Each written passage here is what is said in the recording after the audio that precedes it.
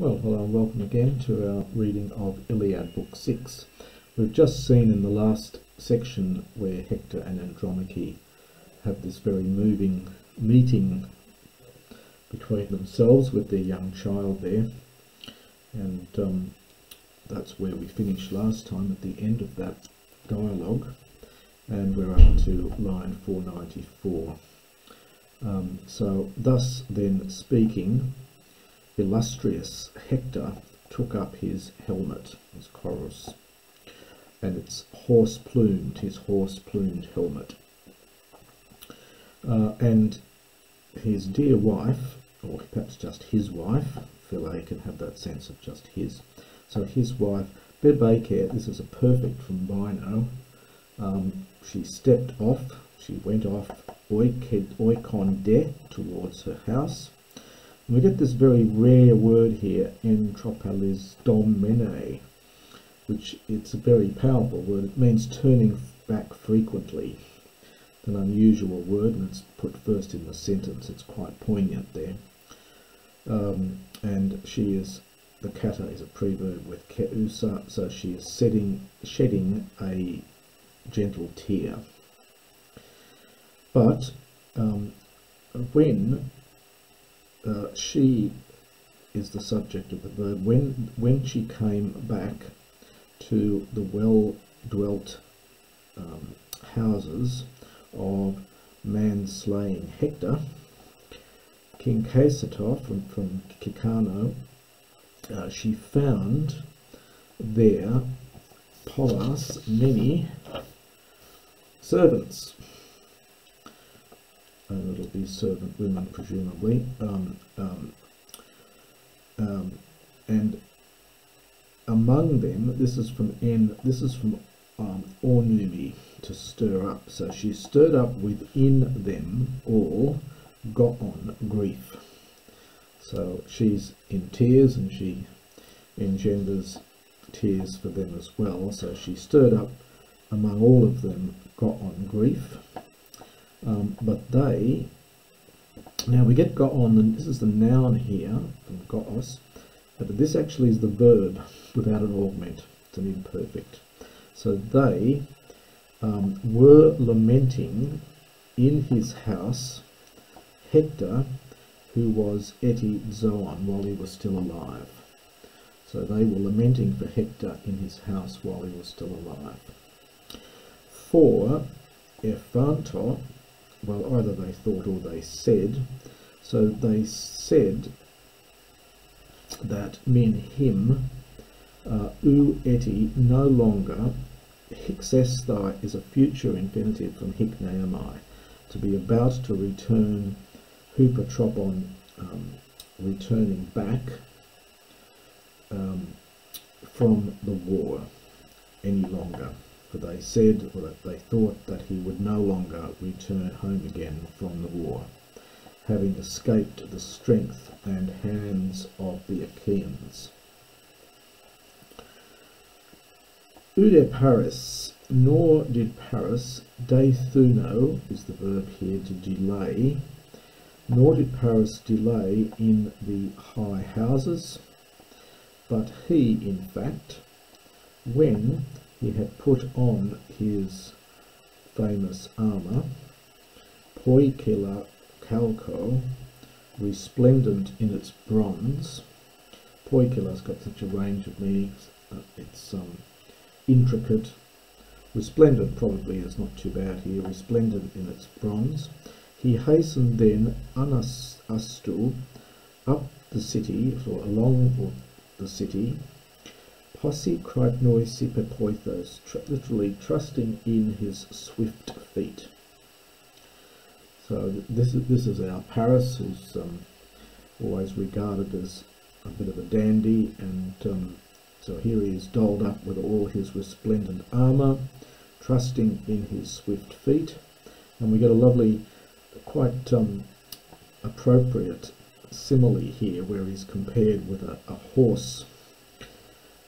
So as when a certain statos hippos, a stalled horse, that is a horse that's kept in the stalls, akostesas, as opposed to a wild horse, Akostersos, well, it's sort of having had his fill. There is a word akoste, which is possibly Cypriot or Thessalian, meaning barley. So having eaten his barley, epiphatne, in the stall. Aporexas, from aporegmumis, having broken away his bond, having broken his lead.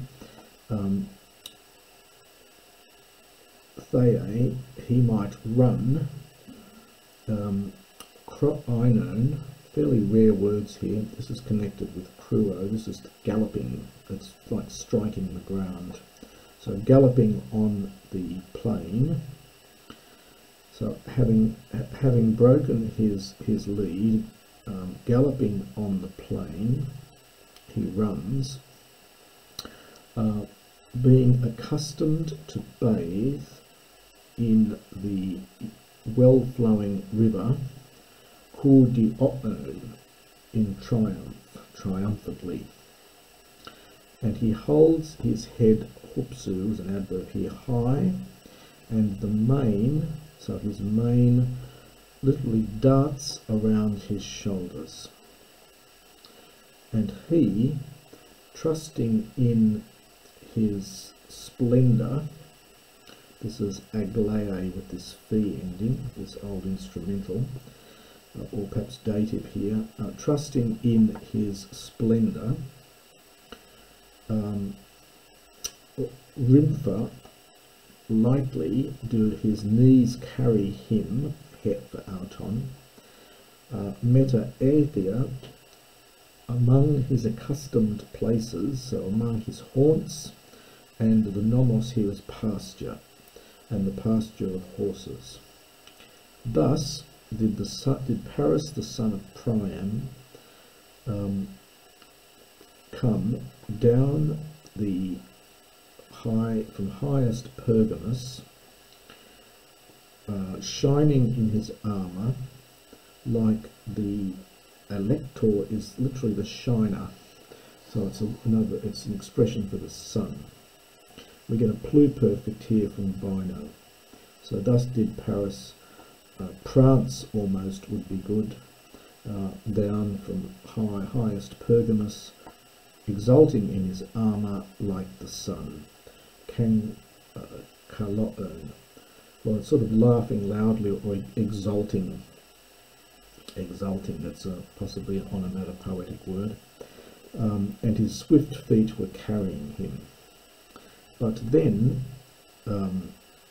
Etetmen, he found his glorious brother Hector, when he was about, and this is a future infinitive here, there's an alpha iota elided, which is fairly rare to get two letters elided here, but it's a diphthong. So he was about to turn from the place, from the land, where he was chatting with his wife. This is this arizo, to chat or to have a conversation with. So where he was conversing with his wife. And godlike Alexander then said to him, firstly, Aethia, was just friend, my friend, and Malade, surely I delaying, de thunon participle, I have delayed you who are in a hurry, who are making haste. And I did not come enaisimon in due measure as you... it's a question here, isn't it? So did I not come in due measure as you bid me? And Hector of the shining helmet then addressed him in reply, strange man, no man who was fair-minded, enaisimos, would find fault with your performance, your ergon makas, your performance in battle, since you are valiant. But you have slackened off willingly, of your own accord you have slackened off, and you do not wish, have to understand, makesthai here, to fight. But my heart is grieved in my soul. This is hotek, when I hear shameful things about you at the hands of the Trojans, who have much labour on account of you. Come, let us go. Ares Someth is something like we will make good these matters afterwards, if ever Zeus might grant us stasasthai, literally to set up the cratera eleutheron, the bowl of liberty, or the bowl of deliverance, for the gods, for the heavenly gods who live forever in the halls, having driven the well-grieved Achaeans, Ectroias, from Troy. And that is the end of Book 6.